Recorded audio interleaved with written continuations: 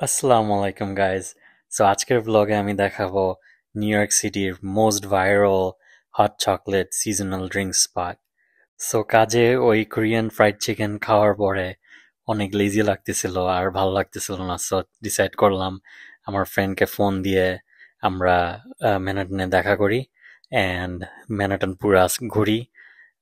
So লাঞ্চের পরে বের হয়ে গেলাম কাজের থেকে অ্যান্ড অনেক মজা করছি। সো স্টে টিউন পুরা দেখার জন্য।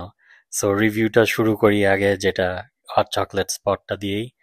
এটা হচ্ছে গ্লেস। এটা ডিফারেন্ট হইতেছে এই টোস্টেড মার্শমেলো যেটা এই কাপের সাইডে আমার ফ্রেন্ড নিয়েছিল ফেরো রোশে যেটা, আর আমি নিচ্ছি হইতেছে এইটা যেটা হইতেছে ক্যারামেল দেওয়া।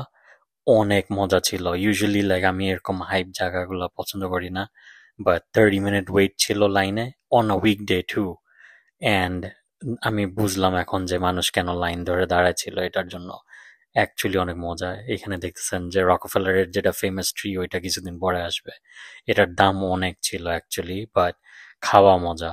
সো দাম একটু বেশি হইলেও ওয়ার্থ ইট। এখানে এখানে দেখতেছেন যে মানুষ লাইনের পর লাইন ধরে দাঁড়ায় আছে। সো এটাই ছিল আমাদের রিভিউস। এই কোরিয়ান ফ্রাইড চিকেন খাওয়ার পরেই আমার আর ভালো লাগতেছিল না কাজে। সো দুপুরবেলায় বের হয়ে গেলাম। অনেকদিন পরে সাবওয়ে নিছি, নিয়ে তারপরে আমার ফ্রেন্ডকে মেসিজের সামনে যেটা হেরাল্ড স্কোয়ারে ওইখানে দেখা করলাম, ওয়ার্ল্ডের লার্জেস্ট মেসিস এটা। তারপরে আমরা এসে পড়লাম এজের এখানে।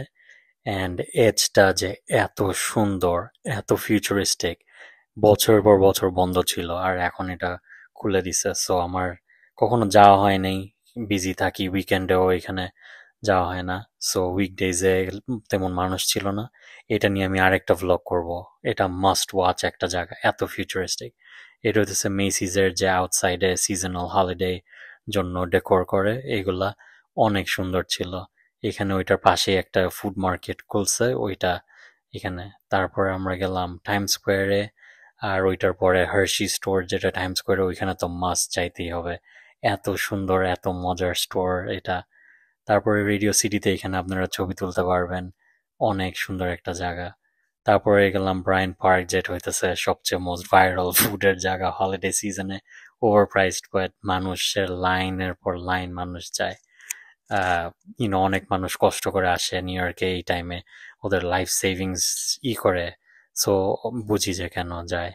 এটা হইতেছে গ্র্যান্ড সেন্ট্রাল টার্মিনাল, ওয়ার্ল্ডের মধ্যে one of the most renowned terminal, আর এত সুন্দর একটা টার্মিনাল। ওইটা দিয়ে আমি তারপর LI ডাবল আর যেটা যেটা লং আইল্যান্ডের ট্রেন, ওইটা দিয়ে আমি বাসায় এসে পড়লাম।